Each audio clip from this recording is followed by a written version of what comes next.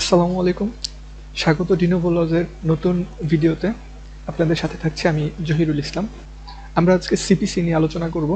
আমাদের সিপিসির সেকশন 2, এটার আন্ডারে যতগুলো সাবসেকশন আছে এই সবগুলো সাবসেকশন নিয়ে আমরা মূলত এই সিরিজটা কন্টিনিউ করব। এই সিরিজের টোটাল পর্ব থাকবে 22টা। তো এই সিরিজ থেকে আমরা মূলত যে বিষয়গুলো জানতে পারবো তা হচ্ছে কোড কি, রুল কাকে বলে, রুল প্রণয়নের বিধি সম্পর্কে আইডিয়া নিতে পারবো। এছাড়াও জাজমেন্ট, অর্ডার, ডিক্রি কি, এইগুলোর সাথে কানেক্টেড আরও বিস্তারিত আলোচনা আমরা পাবো। মিন প্রফিট কি ইত্যাদি এই সবগুলো বিষয় আমরা আমাদের এই 22টা পর্বে তুলে ধরবো। তো ধারা 2 এর সাবসেকশন এবং এর সাথে কানেক্টেড যতগুলো ধারা আমরা এই আলোচনায় রাখবো সেই ধারাগুলো হচ্ছে ধারা 122 সিপিসি, 123, 124, 126, 127, এছাড়া 144 থাকবে, ধারা 33 থাকবে, 96 থাকবে, 97 থাকবে। এছাড়াও কিছু অর্ডার আমরা টুকটাক আলোচনায় রাখবো। আমরা আমাদের মূল আলোচনায় চলে যাই। আমরা আজকে মূলত প্রথম পর্বে যে বিষয়টা দেখব সেটা হচ্ছে কোড কাকে বলে এবং রুল কাকে বলে। তো চলুন আমরা মূল আলোচনায় যাই। এর পরবর্তীতে আমরা 1 থেকে 5 পর্ব পর্যন্ত এই বিষয়গুলো নিয়ে আলোচনা করব এবং 6 থেকে বাকি পর্বগুলো হবে অর্ডার, জাজমেন্ট, ডিক্রি, তারপর হচ্ছে মিন প্রফিট, এই বিষয়গুলো নিয়ে। তো চলুন বোর্ডে চলে যাই। CPC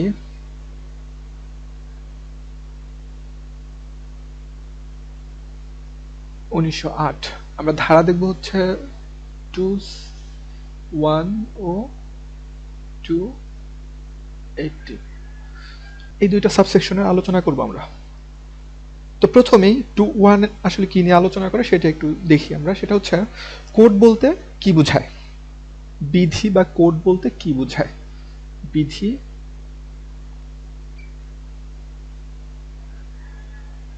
code. তো সেকশন 2 সাবসেকশন 1 এ কি বলা আছে? বলা আছে যে বিধি বা কোড বলতে রুল বা নিয়মকেও বুঝাবে। কোড বা বিধি বলতে কি বুঝাবে? রুল বা নিয়মকেও বুঝাবে। বিধি বা কোড বলতে রুল বা নিয়মকেও বুঝাবে। তাহলে আমরা একটু বেসিক আলোচনা করার চেষ্টা করি।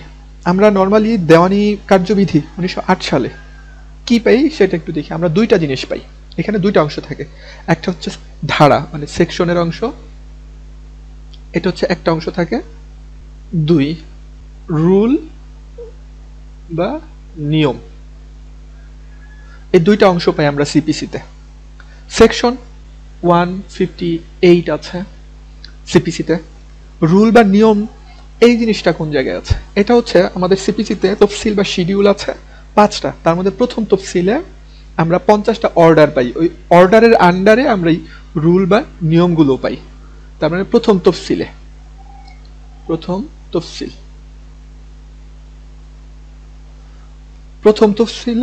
আমরা রুল পাই, অর্ডারের আন্ডারে কিছু রুল বা নিয়ম পাই। তো 2 সাবসেকশন 1 এ কি বললো? বিধি বলতে অর্থাৎ কোড বলতে আমরা শুধু সেকশন বা ধারাকে বুঝবো না, সাথে আরো কি বুঝতে হবে? সিপিসি 2 সাবসেকশন 1 এ কি বলে দিচ্ছে? রুলকেও বিধি হিসেবে ধরতে হবে। অর্থাৎ যদি কখনো দেওয়ানি কার্যবিধির বিধি বোঝানো হয় তাহলে ওই বিধি বলতে আমরা 158টা সেকশনকে যেমন বুঝবো তেমনি পাশাপাশি রুল বা নিয়মকেও আমরা বিধি হিসেবে বুঝবো। যে রুল বা নিয়মগুলো আছে হচ্ছে প্রথম তফসিলের 50টা অর্ডারের মধ্যে। 2 সাবসেকশন 1 থেকে যেটা জানলাম সেটা হচ্ছে কোড বলতে রুল বা নিয়মকেও বুঝাবে, শুধু সেকশনকে নয়। সেকশন আমরা নর্মালি কোড নামে ডাকি, পাশাপাশি সিপিসিতে যে রুলগুলো আছে তফসিলের আন্ডারে ওইগুলোকেও কোড হিসেবে ডাকা হবে। তো আমরা 2 সাবসেকশন 1টা ক্লিয়ার হলাম। এবার আমরা 2 সাবসেকশন 18 যেটা সেটা একটু দেখব। এখানে আমরা দেখব রুল কাকে বলে, রুল বা নিয়ম কাকে বলে। কোথায় বলা আছে এই বিষয়ে? 218 এ বলা আছে। আমরা একটু আগে 2:1 যখন পড়তে গেলাম তখন আমরা কোড বলতে কি বোঝায় সেটা দেখলাম। আমরা দেখেছিলাম কোড বলতে রুল বা নিয়ম কেউ বুঝাবে, আর 218 এ বলছে রুল বা নিয়ম কাকে বলে। তো আমরা যেই বিষয়টা দেখব সেটা হচ্ছে ধারাতে বলা আছে 2 সাবসেকশন 18 এ বলা আছে প্রথম অংশ যে তফসিলে বর্ণিত বিধি, অর্থাৎ প্রথম তফসিলে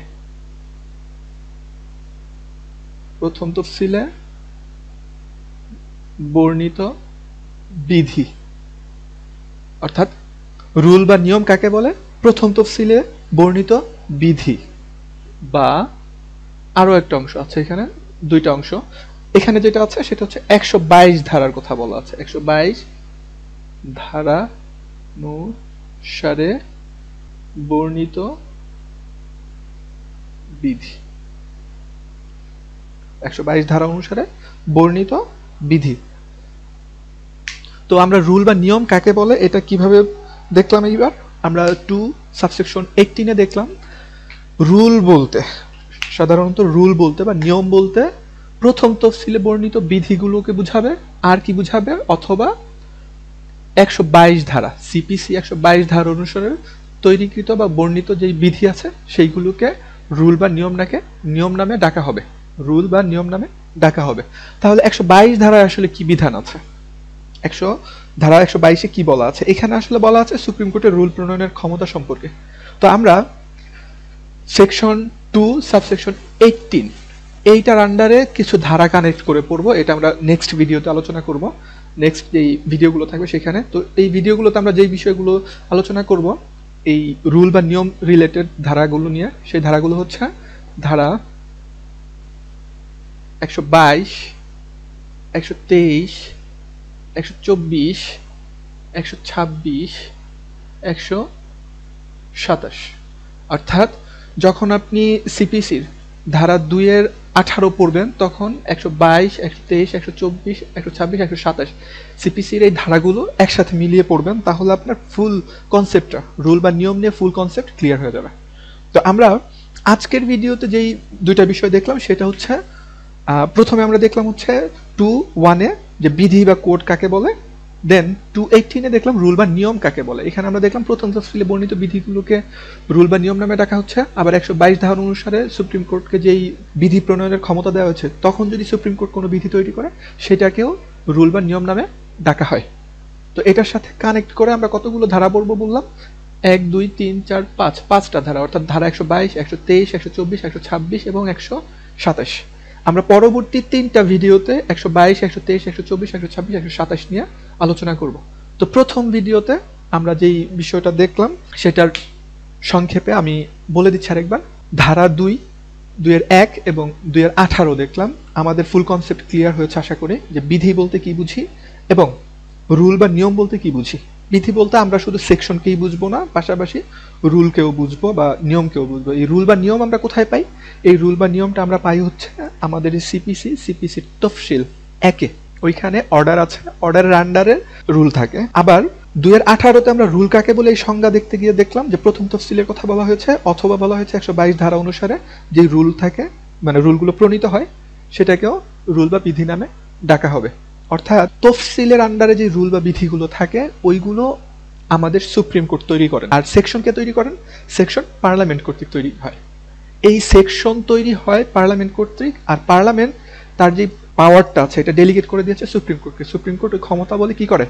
রুল তৈরি করে বা নিয়ম তৈরি করে। এই বিধানগুলোই আমরা পড়বো হচ্ছে 122, 123, 124, 126, 127 ধারা সিপিসির। তো এই ছিল আমাদের আজকের 22 পর্বের এই সিরিজের প্রথম ভিডিওর আলোচনা। তো আশা করি আপনারা আমাদের আলোচনা বুঝতে পেরেছেন। আপনারা আমাদের ভিডিওগুলো শুরু থেকে দেখার চেষ্টা করবেন, কারণ হচ্ছে যেহেতু সিরিজ করা হচ্ছে তাহলে প্রথম ভিডিও স্কিপ করলে সেকেন্ড ভিডিও আপনারা আলোচনা ধরতে একটু টাফ হবে। তো আশা রাখি আপনারা আমাদের ভিডিওগুলো সিকোয়েন্স ধরে ধরে প্লেলিস্ট সেকশনে গিয়ে দেখবেন। তো পরবর্তী ভিডিও দেখার আমন্ত্রণ জানিয়ে আজকের মধ্যে এখানে বিদায় নিচ্ছি। ডেনোভো লজের পক্ষ থেকে আমি জহিরুল ইসলাম। আসসালামু আলাইকুম।